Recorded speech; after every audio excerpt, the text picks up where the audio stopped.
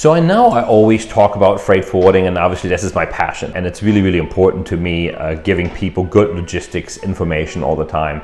But I want to talk a little bit about, hopefully that a lot of the younger people that are listening to this would appreciate, which is the power of compounded interest.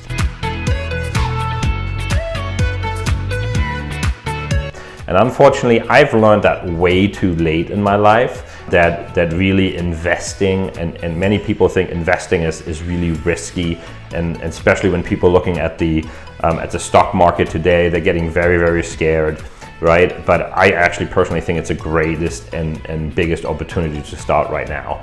And the biggest thing that we have started, and we make a lot of our employees do this too, by the way, is to really invest a small percentage on a weekly or monthly basis.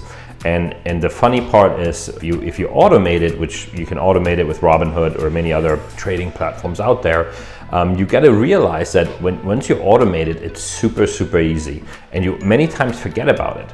And then once you look in this account 3, 4, 5, 6, 7 years later, you realize, wow, there's quite a bit of money in there. So I'm going to jump into a quick screen sharing to show you the true power of compounded interest and how amazing that could be. All right, so here we are with our little screen sharing like I told you about. So let's say we start with zero money, and let's say we're only putting $10 a month in that. And to be honest, guys, if you can't put $10 a month away, I mean, that's a drink or a sandwich, right? And if you're 18 years old and you're gonna retire with 68, that's 50 years. You know, 10% I'm using as, because that's the average S&P 500 return. I think it's like 10.58% or something like that. And it's compounded monthly because you're putting it every month, right? So that actually turns out to be $173,000, right? And you can see here that that's really the power of the compounded interest, right? That it kind of goes up like that. Like if you look at the from year 30, you went from 22,000 to 173.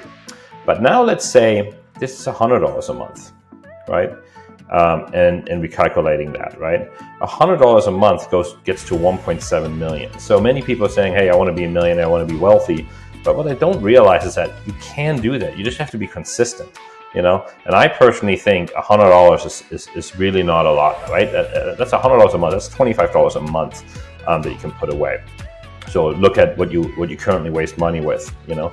And here at XPORT, we're also looking at this on a more on the company side, right? So what is a company that you put away? So if you're a young entrepreneur, you know, and your company makes, I don't know, for argument's sake, $10,000 of profit a month, you know, maybe it's okay to put $2,000 away, right? 20% of what you make, you know.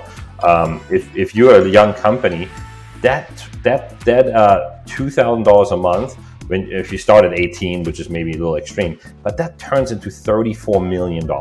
So what I'm trying to tell you guys is that if you are a young entrepreneur or just starting off in the industry, you know, try to put a little bit of money away and, you know, invest it into an S&P 500, NASDAQ, Dow index fund, right? Don't, you know, very, very simple. Again, you can automate that at Robinhood very easily. That's just how I personally do it. Every month, every week, sorry, I do it weekly. Every week, there's a certain amount pulled out, and I'm dividing that between a NASDAQ and an S&P 500 fund. The ones that I'm using is VOO, VBR, and QQQ. Those are the three. So the VBR is a small cap fund, and then the VOO is the S&P 500. The small cap, I like it because these are companies that are smaller in the last, I don't know, 30 or 40 years or so. They actually have a better return. So all I'm telling you is, if you're a young company, start reinvesting, and it will be so nice. You will thank me in 20 years from now.